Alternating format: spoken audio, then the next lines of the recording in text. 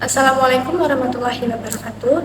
Perkenalkan, saya Nursifa Isnaini dari kelas 3 MPIC dengan NIM 2241104011112. Di video ini, saya akan menjawab UTS mata kuliah pengembangan kurikulum yang diampu oleh Bapak dosen Nur Halim.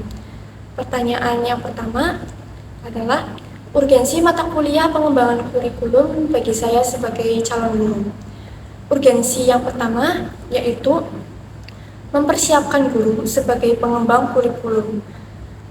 Pemahaman yang baik mengenai kurikulum akan memudahkan guru dalam merancang ide-ide baru yang kreatif dan sesuai dengan tujuan yang ingin dicapai.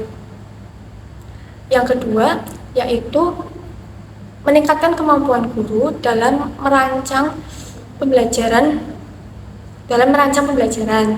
Pemahaman yang baik mengenai kurikulum akan memudahkan guru dalam merancang pembelajaran yang relevan dan sesuai dengan tujuan yang ingin dicapai. Yang ketiga, yaitu meningkatkan kreativitas dan inovasi. Meningkatkan kreativitas dan inovasi dapat dilakukan dengan cara memperhatikan kebutuhan dan minat siswa dan memberikan kesempatan kepada siswa untuk berpartisipasi dalam pembelajaran yang aktif.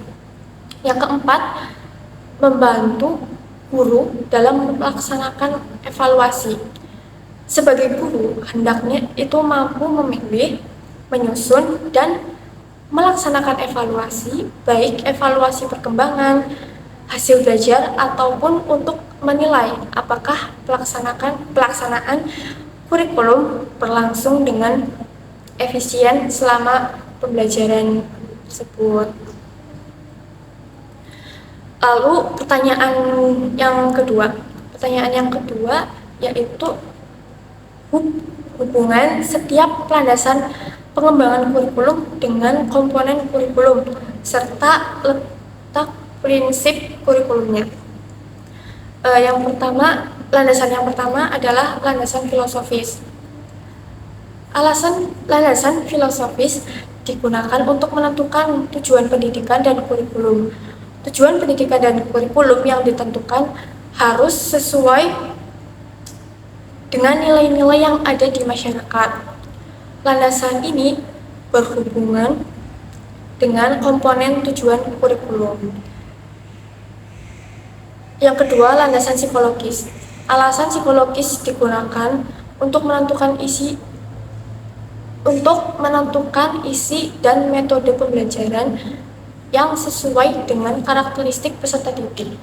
Landasan ini berhubungan dengan komponen isi dan proses kurikulum. Yang ketiga yaitu landasan sosiologis. Landasan sosiologis digunakan untuk menentukan isi kurikulum yang sesuai dengan kebutuhan masyarakat. Landasan ini berhubungan dengan komponen proses dan isi. Yang keempat, landasan iptek. Landasan iptek digunakan untuk menentukan materi pembelajaran yang relevan dengan perkembangan iptek. Landasan ini berhubungan dengan komponen isi dan komponen tujuan.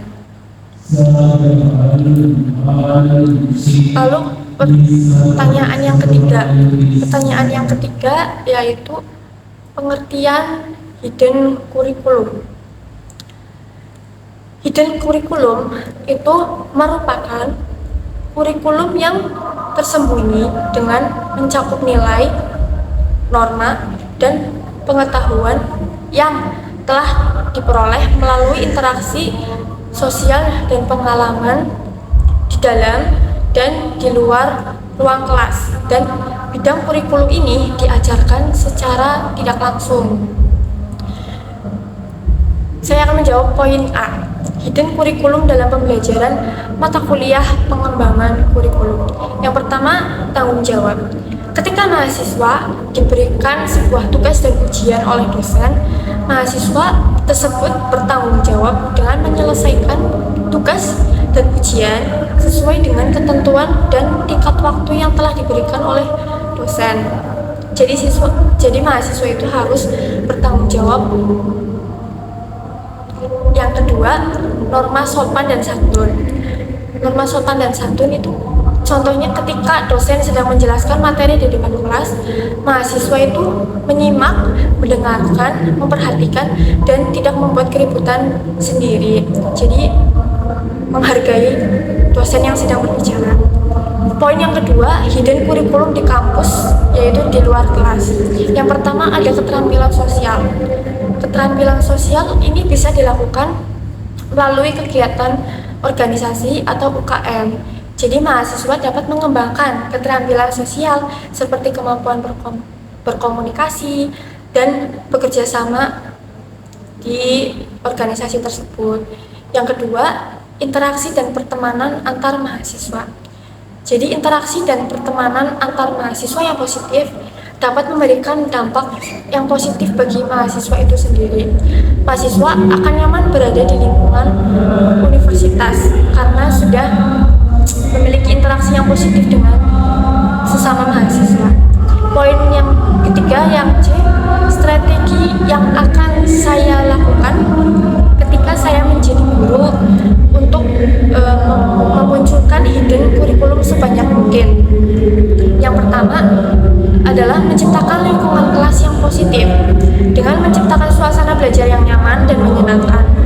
Hal ini dapat membantu siswa merasa termotivasi dan nyaman berada di lingkungan ruang kelas. Yang kedua, saya akan menggunakan strategi pengajaran yang tepat. Strategi pengajaran yang tepat ini, saya memilih strategi pembelajaran yang sesuai dengan karakteristik siswa dan membangun hubungan yang baik dengan siswa itu sendiri. Yang ketiga, menggunakan pendekatan yang berpusat pada siswa. Caranya yaitu memperhatikan kebutuhan dan nilai siswa dengan memberikan kesempatan kepada siswa ini untuk berpartisipasi dalam pembelajaran yang aktif. Yang keempat, menggunakan teknologi dengan bijak. Jadi sebagai guru, menggunakan teknologi dengan bijak dalam kelas itu bisa dilakukan untuk membantu siswa mengakses materi dan berpartisipasi dalam diskusi kelas yang aktif. Yang kelima, yaitu mengembangkan kegiatan ekstrakurikuler yang positif. Jadi, sebagai guru dapat mengembangkan kegiatan ekstrakurikuler yang positif di luar kegiatan kelas untuk membantu siswa mengembangkan keterampilan sosial dan juga kepemimpinannya. Jadi, itu jawaban dari saya. Cukup sekian. Terima kasih. Wassalamualaikum warahmatullahi wabarakatuh.